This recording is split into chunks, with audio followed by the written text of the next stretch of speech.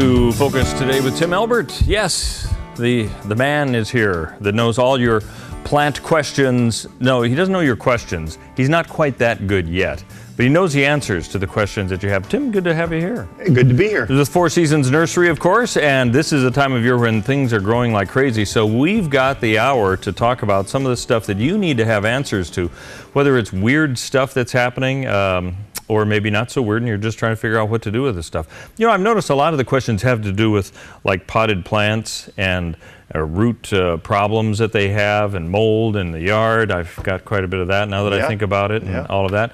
And I want to point out, you brought in the studio here, this is a begonia, is that right? Now, yes. I'm familiar with begonias, but not this kind. What's it with this? Yeah, this is a pretty new variety. It's called a waterfall begonia. This is Encanto Orange is the variety here. And these guys are fantastic trailing type begonia with those stunning orange flowers that just continue to bloom and bloom and bloom even through the heat of summer. So really? they're just a fabulous plant. Put it in a shady spot and it will brighten it up very nicely. And this is a good hanging potted plant then, yes, right? I mean, yes. That's really how you want to have this. And this is a big one. I mean, I noticed this is kind of hefty. Yeah, that's actually, we don't do any really small baskets. That's actually our smallest size basket, the 12-inch basket. Yeah. Okay. And we find that in a 12-inch basket like that, there's a lot less care involved. So they're a lot easier to maintain. Well, it's beautiful. I've never seen a begonia quite like that. Well, what's going to happen is as you call in with your questions, we'll put your name in a hat and we will pick one name from that that'll win this wonderful begonia. And this is a waterfall begonia. Waterfall begonia, yes. So good. It's a trailing, absolutely. All right, our number is 776-5770. That's a little different from our main office one. This is to go on the air, actually. So you can call right now, 776-5770. Jerry and I were talking earlier about how, let's say about a month ago, everything started growing like crazy. And I notice it seems to be that way where you have to mow your lawn like almost more than once a week to really get it where it needs to be. Right. And then it kind of slows down a little bit. Was that my imagination, just not having mowed for a long time? Or do things grow really fast at the beginning like No, this? You're right, actually. In the beginning of the season, in the spring, when we have a lot of rainfall, the rainfall brings a lot of nitrogen in the air. Oh, okay. And so when the rain comes down through the air, draws nitrogen into the soil and feeds the lawn, so to speak. And so yes, you can get by in spring having a big, beautiful, gorgeous lawn, and then all of a sudden, as things start to dry out and warm up, our air changes a little bit, and pretty soon that nitrogen is not quite getting down into that soil, and so we have to start feeding the lawn and taking better care of the lawn and to get it to grow and stuff. Yes, right? Yeah. Okay. Yeah. So that's still too early to start that feeding if we've already done it. Right? Or is this a good time? Yeah, this is actually a pretty good time. It depends on where you're at on our schedule. So we have a lawn care program schedule, and depending on where it starts in spring, some people start that in February, some people start it in March. So depending on where you are on that schedule, you would be putting down the weed and feed now. So the Fertilome Weed Out Plus Lawn Food, or if you have a brand new lawn, like I just redid my whole front lawn. So really? And so my front lawn is all new, and so we're, instead of a weed and feed, we're going with the Fertilome Classic. Are you going to take pictures so you can show us stages along the way? Absolutely, yes. All right, we expect to see those. Okay. Because to do that, it's good to see somebody who knows what they're doing and what we can expect. Because for a while, it kind of looks probably like a desert. Yeah, it's unless you put in. We put sod in. You did? So, oh, okay. So that comes out really fast. But yeah, I mean, it was a mud hole for a while. Was it? Yeah. All right, our number is 776-5770 to talk to Tim. And Stephanie is here. And unfortunately, Stephanie, I have no information as to why you're calling. So I apologize. You'll have to fill us in. What are you calling about? I want to know if there is a free something or other so I don't get squash beetles this year. Oh, yes, absolutely there is. It's called nematodes. And no, nematodes are not little frogs. Nematode is a nematode is a very small worm-like creature. They're microscopic, and you can buy them in a little package. You mix it with water or with soil, and you spread that out over the garden. Water it in really good, and they go into the soil and they feed on the larvae that those squash beetle. That become those squash beetle, I should say, and they are fantastic. It's all natural, and they work very, very well, not just for squash beetle, but for a lot of other things, earwigs and the crane fly that we have so much trouble with in the lawns. So they're very, very useful to use all around. And one application in 1 year, and you're done. Oh, yeah. Awesome. Yeah. Okay, thank you so much. Thank you, Stephanie. Appreciate it. Tim Elbert with Four Seasons Nursery here in Southern Oregon is with us. You got a question, you can call us 776-5770, just like Maureen has done. Maureen, you've got a question about a hay bale garden. What do you want to know? I do. Tim, I planted a hay bale garden last weekend. I conditioned the hay bales for about a month. And put my garden in, and over the past couple days, I've noticed the leaves of my veggies are being annihilated, probably by earwigs. Every morning I get up and I'm like, wow, they chewed up the leaves again. Oh, yeah. So whatever it is that's attacking those leaves, whether it's earwigs or something else, and you're right, it's probably earwigs. They like to feed nocturnally, so you could actually go out at night with a flashlight and see them out there. But a couple of ways to get rid of those little buggers. One thing I would consider would be diatomaceous earth. Diatomaceous earth is a fine, powdery-like substance that is actually, to insects, it's like broken glass. And so you put it out on your plants, dust your plants with it, dust the hay bales with it, and if they cross that over that, it'll cut them up. Insects' blood does not clot, and so they bleed to death. And it's such a violent garden tip. It's a good, slow, painful death. Yes, deserving of an earwig. So I might see dead earwig bodies after I do that treatment, right? Yeah. It's a battle out there. You can go out there with a microphone and you can record their screams. It's great. Yeah. All right, Tim, thanks so much. That'll be helpful. Yeah. So the one thing with diatomaceous earth is that it has to stay dry to be effective. So you may have to reapply it more often, but the nice thing is that one rinse and it's gone off of your vegetables, so it's very, very safe in the garden. So that, or you can use some granular insect controls as well. So you should have pretty good success, but remember they're probably feeding at night. So if you want to know for sure, get out your night vision goggles and your camo paint and your infrared flashlight, and you'll see them. Your earwig finders. So yeah. Should I water in the morning and then do the treatment at night? Would that be your recommendation? Yes, if you water in the morning, do the treatment later in the day once the foliage is dried off, and then just leave it overnight, and it'll be fantastic.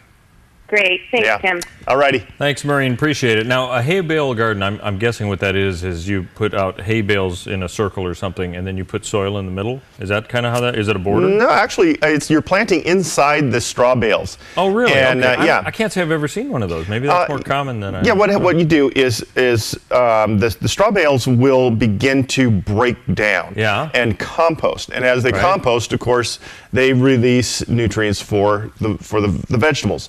Now, you can't do this with a fresh straw bale because it's going to take some time for that to begin to break down. But yes, you can take those straw bales, and a lot of times they'll add nitrogen or organic fertilizer into it to help to speed up that process. Okay. And then as the bacteria break it down, it's something you can plant right into it, and it's just like a raised bed. Wow, so, yeah. Makes perfect sense. How about that? Well, something you learn every day.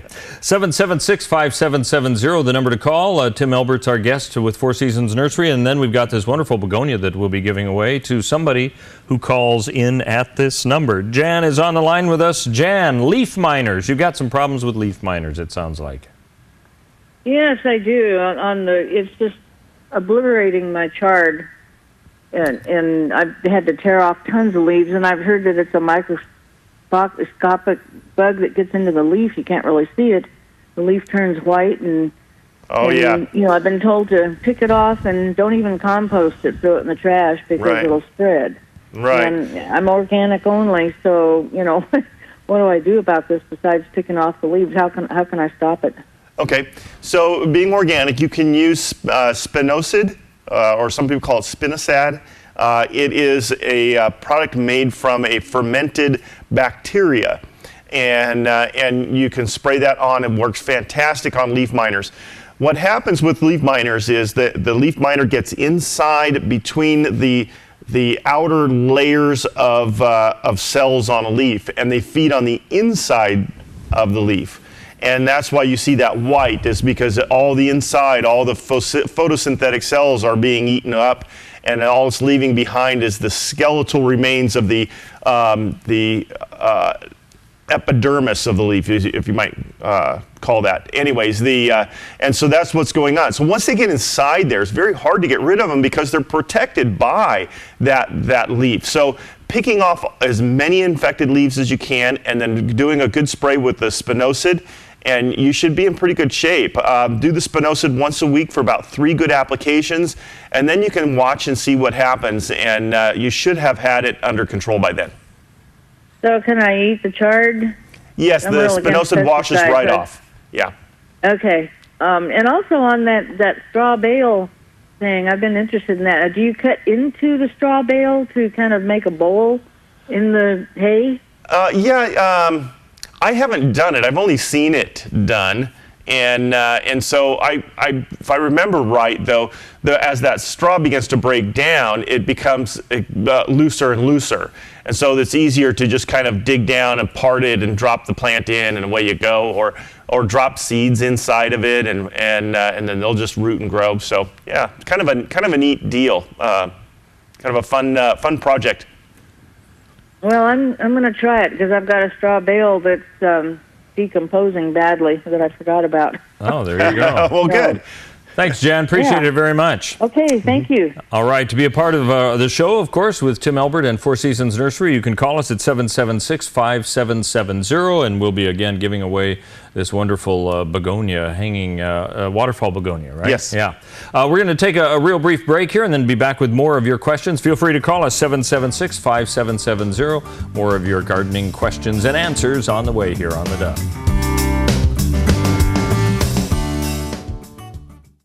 Hi, I'm Paulina, and I work at the Dove TV. Did you know that when you support the Dove TV, you have a profound impact, not only in our community, but around the world? It's your continued support that takes the inspiration and hope in the programs we produce and makes them available to the thousands of people who are watching these videos online every week. Help bring encouragement and hope to our valley and beyond by making a secure online donation today at our website, thedove.us.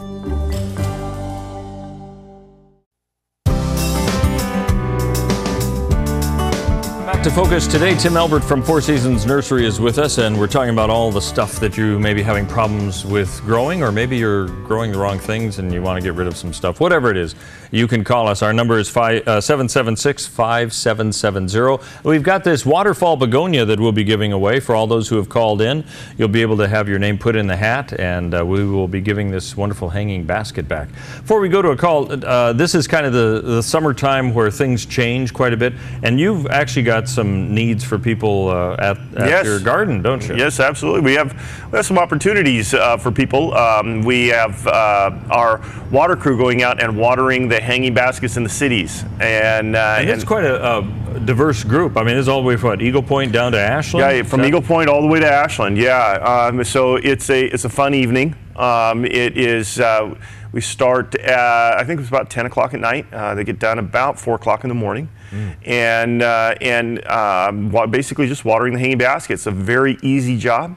You have to have a valid Oregon driver's license and a clean driving record. But we do have 2 positions open for that. Is this a daily? Do you do this every day? Yes, it's done every day. Yeah. Really? So there are 2 positions. One would take half the week. The other would take the other half. And how long does this go through the whole summer? This will go clear through October. And into the first week of November. So yeah. So for people who want to work that overnight shift, and you've got the whole route, I suppose, for all of that. Yeah, it's a very easy route, and of course we have our own water truck that we use, and it just is. It's nice because you're working at night in the summertime when it's 110 degrees outside in the day. It's a lot cooler at night. Yeah. You've also got some job openings at the garden. Yes, too, right? in the garden center. Also, we have a couple of positions open. So mostly just some seasonal summer work. But yes, we do. We have mostly for weekends. We need some weekend help. All right. Yeah. Okay. Well, I'll be considering that. Let's get back to the calls. 776-5770. Peggy has called that number. Got a question about calla lilies. What do you want to know? Are you there, Peggy? Yes, I do. I received a couple of beautiful... Hello? Yeah, go ahead. Oh, I'm sorry. Just a minute. Let me deaden my TV here. I received a couple of beautiful calla lilies for Mother's Day, and it says you can plant them outside. Mm-hmm. I'd like to know when the best time to plant them would be and where. Shade, sun, whatever. Okay. Are they colored ones or are they the white ones? One is a miniature calla lily, and the other is pink, and the other one is yellow. Okay. So the colored calla lilies like that are fantastic for full sun. So you can put those in a sunny location or a part shade location. But one thing that I suggest is that you put them where they're going to get some warm soil in the spring at least, because that's what's going to really push them and get them to come up. So sunnier location is better in my opinion. But yes, you can plant those anytime. Just don't disturb the root system. Just pull it out of the container, set it right in the hole, plant it, water good and thoroughly, and keep them moist, and they'll grow fantastic. Or you can leave it and watch it bloom in the house. Once it's finished blooming, you can take it out and plant it. So it won't matter either way. Okay, thank you very much. You're welcome. All right, Peggy, thank you very much. And of course, Peggy's name will be put into the hat to possibly win this wonderful waterfall begonia, as yours will as well. 776-5770, the number to call. Linda's on the line with us. And you have a question about clematis. What's your question? And first of all, I want to thank you for this show. I just love it and learn so much. I do too. Thank you. You're welcome. So every once in a while, like last night, I noticed the clematis that had been just growing great guns. One of the vines had turned black and dried up, and that has happened before. And I'm assuming it's some kind of fungus, but I don't know. And is there anything I should do for the rest of the plant or to keep that from happening? I don't know.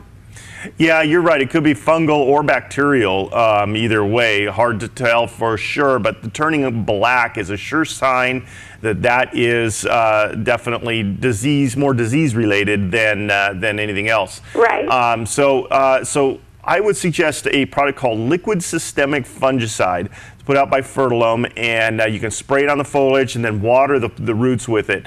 And that will help stop that from getting any worse. Okay. Of course, anything that dies and turns black, trim it off of there and get it out of there as soon as you can so it doesn't continue to spread. But other than that, you should be in pretty good shape. So would you repeat that? Liquid systemic? Liquid systemic fungicide. Okay. Mm-hmm. I think they opened for the Rolling Stones back in the 60s. And then they disbanded. Yeah. All right. Thank you very much. Thank you, Linda. Appreciate it. All right. Tim Elbert with Four Seasons Nursery with us. And, of course, we've got this wonderful begonia, waterfall begonia, which I haven't seen anything quite like this. This has been around for a long time? No, actually, this is a fairly new variety. Is it? Yeah. There have been similar varieties recently, but nothing like this. With the flowers are probably double the size of the other waterfall type begonias. And it's much more free flowering and much more heat tolerant.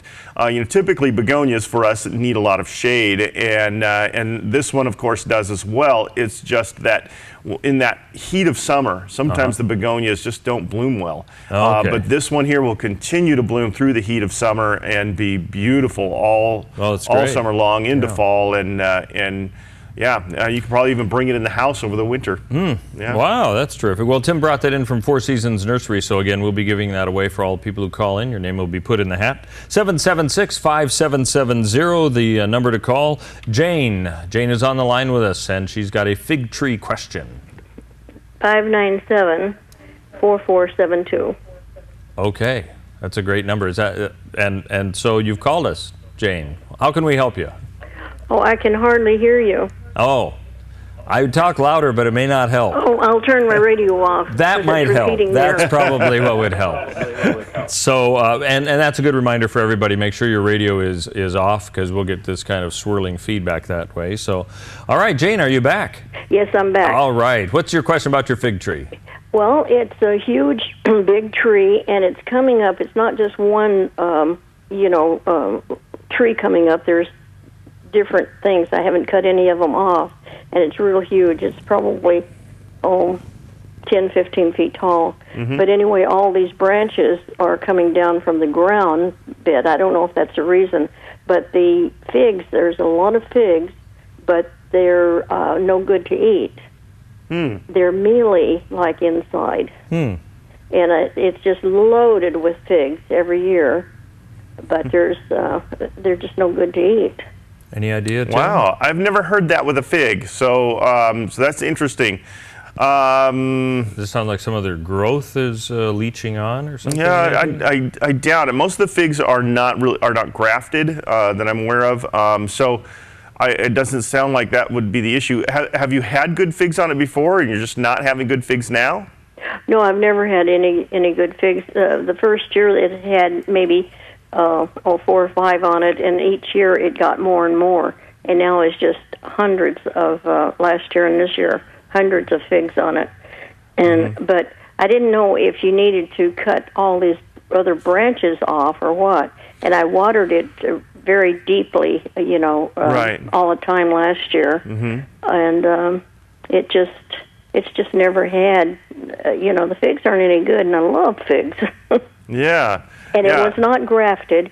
It was off of a friend from church, and got it off of his, which he has really good figs, and he brought it over and he planted it for me. Oh. Well, at the risk of being a little on the preachy side, if it's not bearing good figs, you should just dig it up. Dig it up. Scriptural about that. It's a beautiful tree. Well, if you could try doing some pruning on it, but I don't think that's what's causing the problem.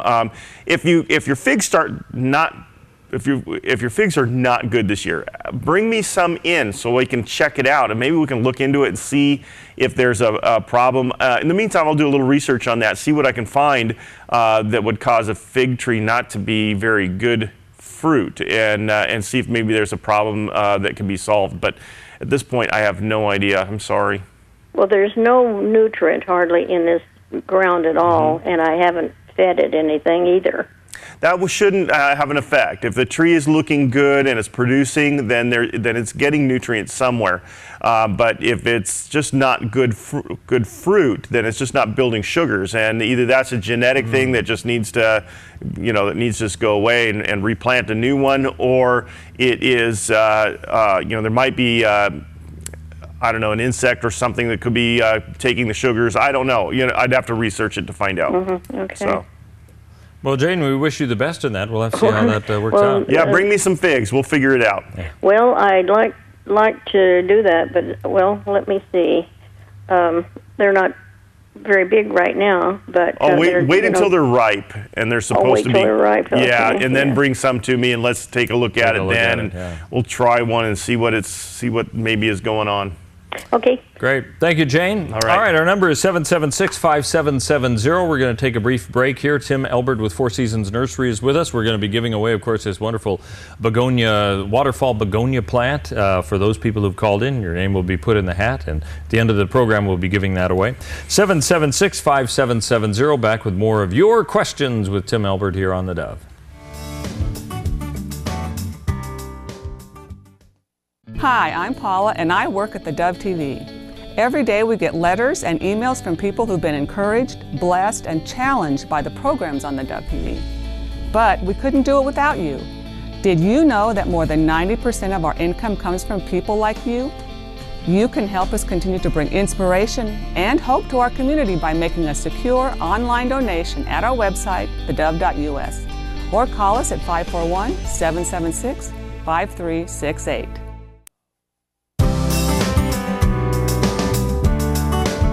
Welcome back to Focus Today, and Tim Elbert with Four Seasons Nursery with us. We are talking about all things growing that should be growing, that aren't growing, things that shouldn't possibly be growing and are growing.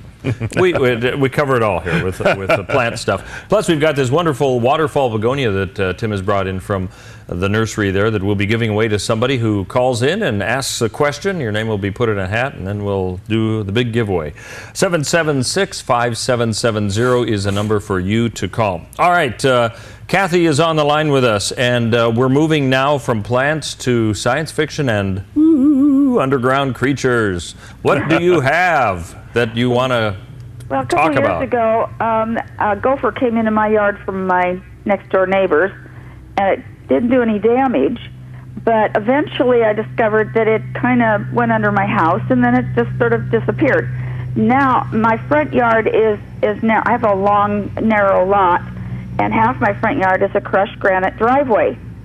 The other half is lawn and some flower bed. Now in the crushed granite driveway, I'm seeing these holes come up all over the place.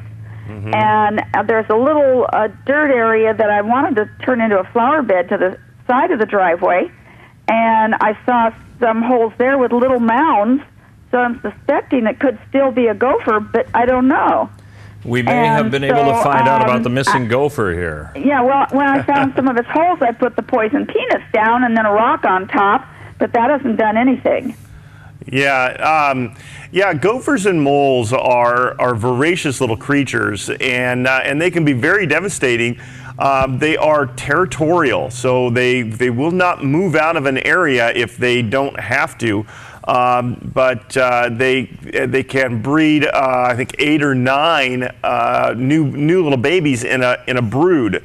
They don't go into hibernation in the wintertime. They just go deeper into the garden. And so when we don't see them, it's not because they're not there.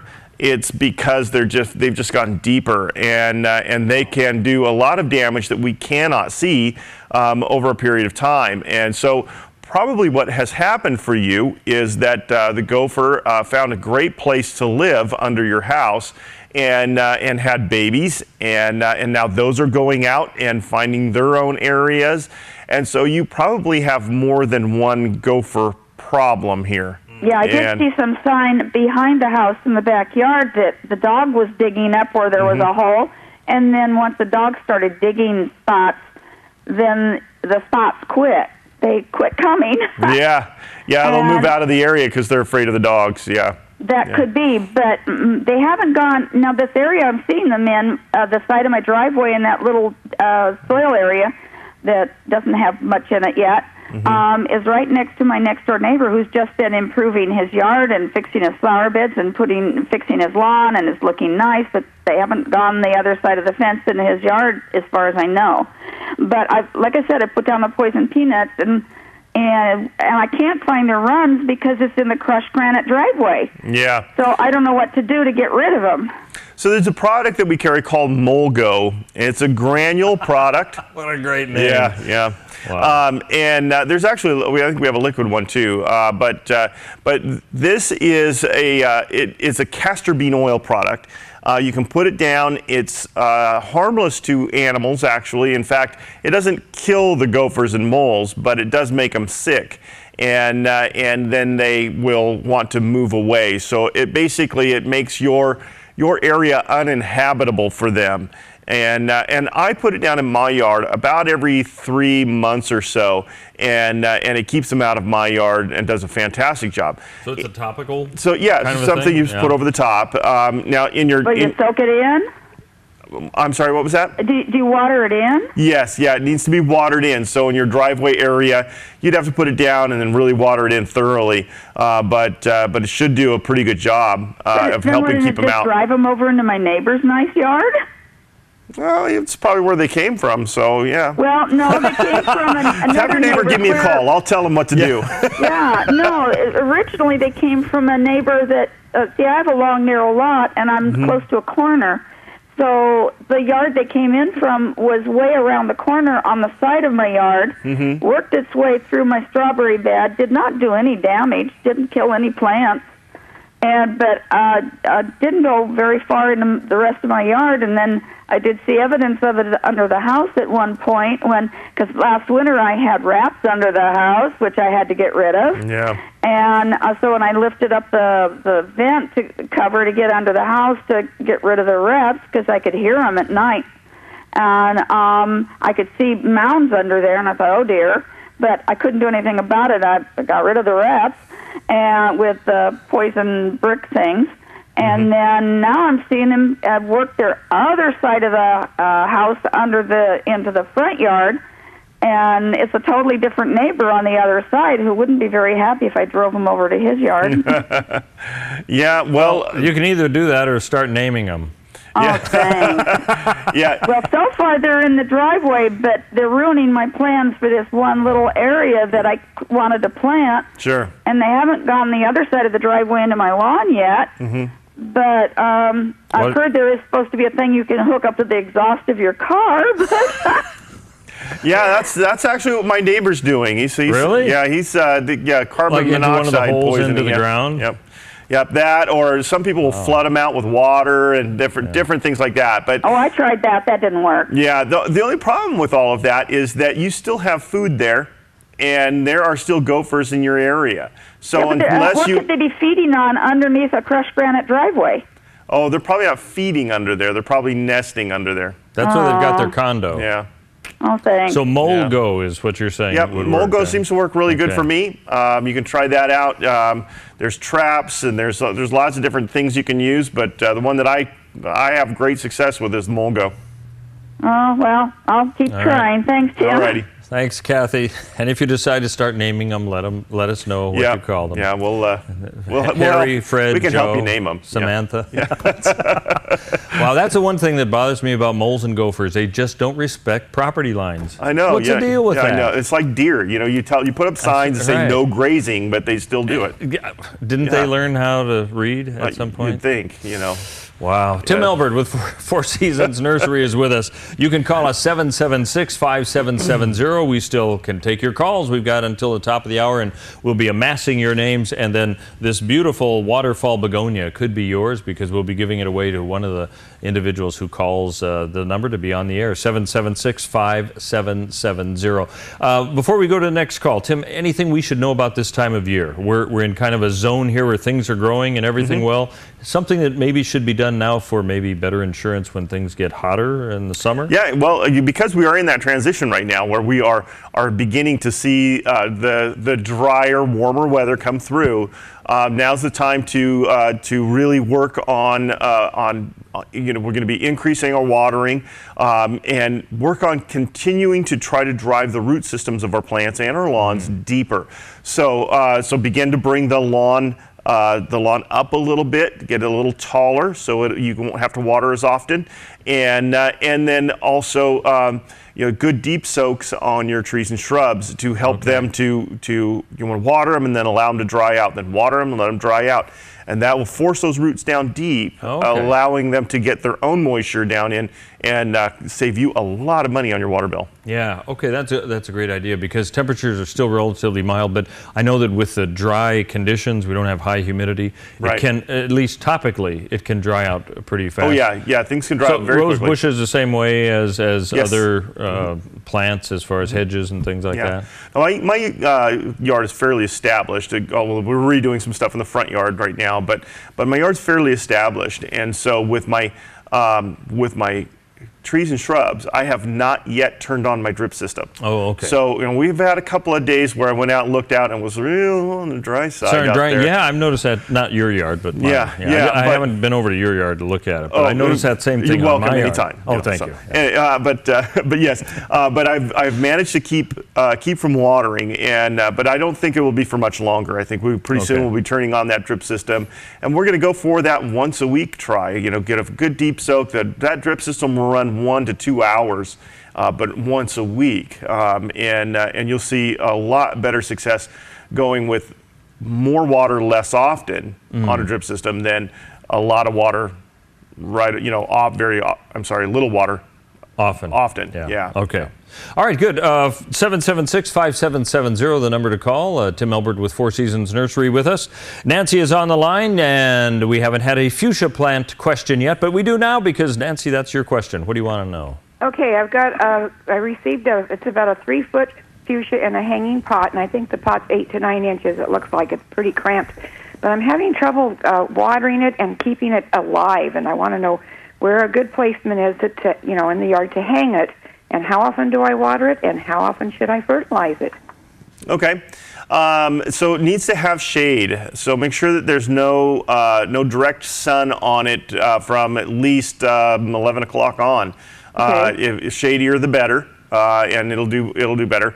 In that small of a container, it's going to be very difficult to keep it watered. The difference between a 10-inch pot and a 12-inch pot, a 12-inch pot has double the amount of soil of a 10-inch pot. Really? That's surprising. Yeah, it is surprising. But if you do the math and you figure a 10 by 10 by 10 versus a 12 by 12 by 12, the soil volume is about double. And so that means there's more room for water and root systems to be there. So you're going to have some trouble keeping that watered for sure. So as we get into summer, you may find yourself watering 2 or 3 times a day even. So be able to do that if you need to. Even the 12-inch fuchsias, we usually hang a couple in our backyard, and I'm finding that we would water them in the morning and then come home in the evening and they're wilting again. We're having to water them a second time in the evening. So, so keep an eye on that. You just have to water a lot. Feed once a week, and you should be in pretty good shape. If it is too small of a container, you can put it in a larger pot. Okay, that's what I was going to ask next, because she gives me one every year, and I don't want to hurt her feelings and tell her not to give them to me because I kill them every year, and I don't know why. And I kind of thought because the water is just not going, to the bottom. It's not dripping out the bottom hardly, and it's just packed in there. So yeah, the root system begins to grow, fills up all the space in there. There's no more room for water, and then you end up with not being able to get good moisture to that root system. But yes, you can repot it into a larger container, and we can help you with that. Okay, all right, thank you. All righty. Thank you, Nancy. Of course, Nancy's name will be put in the hat to win this wonderful waterfall begonia, and we'll be back more of your questions about azalea plants and bee insecticide. Interesting. It's all coming up here on Focus Today with Tim Elbert from Four Seasons Nursery.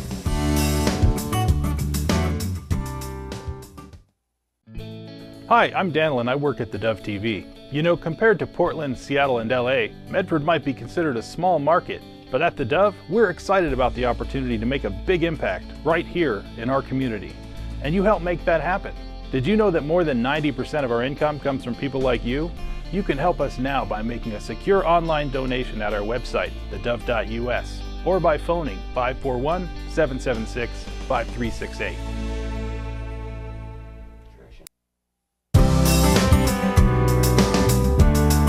Welcome back to Focus Today. Tim Elbert from Four Seasons Nursery with us, and you can call to ask him some questions, of which we will then be giving away randomly. Whoever calls in will be putting their name in the hat. We've got this beautiful waterfall begonia that we'll be mentioning. 776-5770, the number for you to call right now. And as I mentioned, we're going to talk about azalea plants. We haven't done that yet. Delma is on the line with us. Good morning, Delma. What's your question? Well, good morning. I was given an azalea plant, and it doesn't seem to be doing too well. The buds are kind of turning brown, but it's looking a little bit better. And I was wondering, would it be better if I put it in a larger pot or maybe plant it in the ground? It probably would be better planted in the ground, yeah. It's already done blooming? No, it's still blooming, but there for a while it wasn't looking too good. I would think maybe the change from inside, to outside, because I think it was probably not a nursery plant. Yeah, there are some floral varieties of azaleas that are just not very hardy for us, too. So if that's one of the floral varieties, you're going to have a tough time with that. But you can, if you do plant it outside, put it in a shady location and keep the soil evenly moist, and it should do well. Okay, well, I don't really have a really good shady place, and I was thinking about putting it in a pot, a larger pot, because it seems like it dries out too quickly in that smaller one. Yeah. Would that work? Yes, if you go into a larger pot, just go one size larger. So if it's in a 6-inch, go to an 8-inch. If it's an 8, into a 10, etc. So you want to go one size larger, and that's all. And then be careful when you water that you're watering the root ball of the plant and not the soil around the root ball. So water right up against the trunk of the plant, and you'll have best success that way. And a sunny window in the house, and it should do fine. Yeah, well, I'm not putting it inside. I'm going to put it on my patio. Okay. Right. It'll do good there too. All right. Well, thank you. All righty. Thank you, Dilma. I appreciate it. All right. Taking your calls at 776-5770. Laura is on the line with us, and it says you have a question about insecticide for bees. What do you mean by that? Not insecticide for the bees, safe insecticide to use, because I will have beehives. Okay, that's good to hear.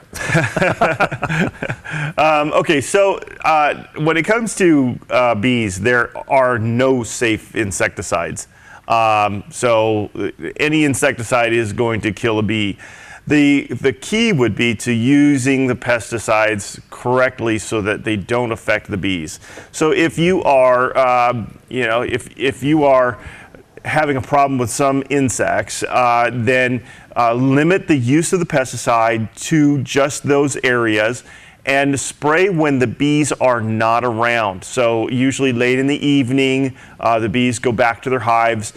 So do your spraying then. And usually by morning when the bees start coming back out, you're in good shape because the insecticides are not as potent. Yes, yeah. There's no. They're not wet and they're not ready for the bees to get into, so you should be in pretty good shape at that point. Choose more natural products like neem oil or pyrethrin, contact kills as opposed to systemics, and you should be in pretty good shape. Okay, those terrible beetles that have red wings, they're already all over, crawling all over my garden ground. Okay. What can I use on them that would be safe for the bees? So I'm trying to think of what we're talking about. They have red wings. Are they a long black with a red head? They do not have red head. They have like red wings, and they're a beetle type, and they'll devastate. They're everywhere. I'm trying to think of what that might be. It doesn't ring a bell offhand. Maybe it's what people call squash bugs or maple bugs. I've never heard anyone really give them a good answer, but... Well, the squash bugs are more of a gray color. Okay, they're not gray. And the maple bugs are kind of a gray with a red X on the back. Okay. And they are usually not doing a lot of damage. Well, if you can, put a couple in a plastic baggie, seal it up, and bring it down. Let's take a look at it. But again, like a contact kill like neem oil, sprayed in the evening after the bees are done, is going to be your best shot. Other than that, you may want to, I don't know, you may have to figure out, get some ducks, some chickens. They actually come up out of the ground. They're crawling on the ground, and then they fly up. Oh, really? So last year I used Orthomax all over my pathways in my garden, and that did kill them. That got rid of them. I had to do that a couple times. Well, you could try a granular insecticide like bifenthrin, the granules. I think it's called. I don't remember what it is. High Yield puts it out. Kilobug or something like that. It's a bifenthrin that you can put down. So you can try that. You can also try the nematodes too. If they're in the ground, the nematodes will attack them in the ground, and that should work pretty good too. The nematodes, because I do have some rocks. I have rocks. Will they crawl down in between those rocks? Yeah, basically you wash them in, you water them in. They are a little microscopic, very, very, very small, so you're not going to see them. But so you just put it down, water it all in real thoroughly, and they get into the soil and begin to feed on other insects in there.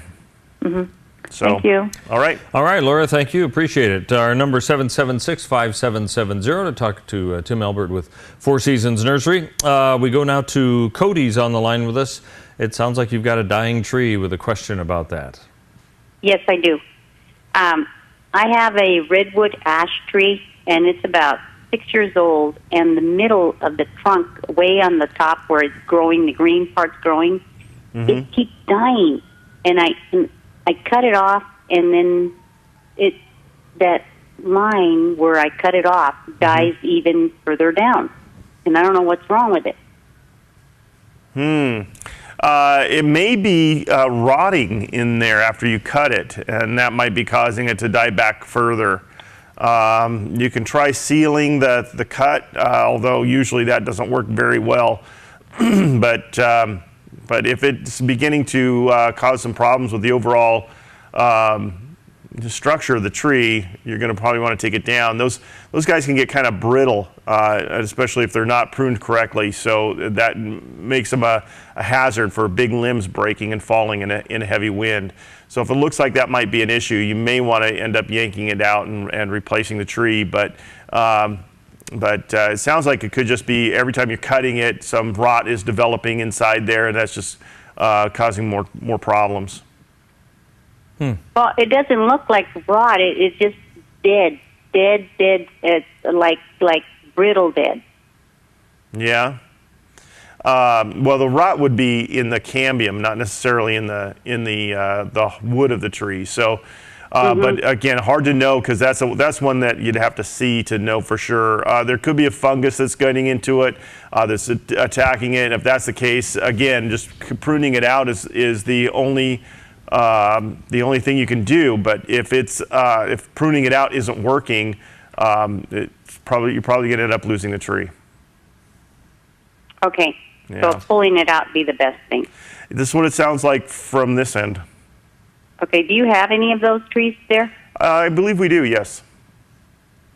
Okay. Thank you very much. All right, Cody, thank you. Appreciate it. Well, we've had quite a few people calling in. Thanks for all being a part of all of this. And we've got this wonderful waterfall begonia, which I'm glad that you had mentioned what it really was, because the begonias I've seen don't quite look like this. And this is actually, you say, a fairly smaller size one, the ones that you sell at your place at Four Seasons.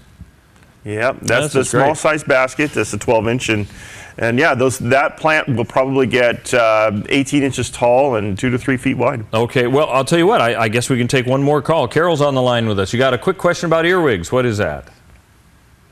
Yes, I had heard before that for earwigs you could put something out in a little container and they would go in there and die.